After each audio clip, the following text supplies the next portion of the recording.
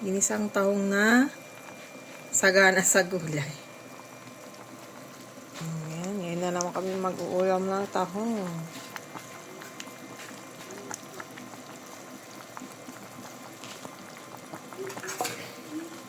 Mas gusto ko kasi maraming gulay. Hanggang ko rin siya ng parda or bataw. Ang sili. Siyempre, mga gulay galing na naman sa aming bakuran. Ayan po.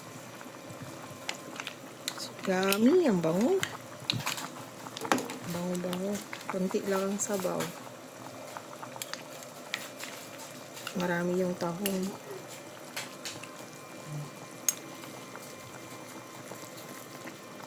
Parang mag-aalauna na rin. Luto na ang aming ulam. Tahong. Ayan. Thank you po.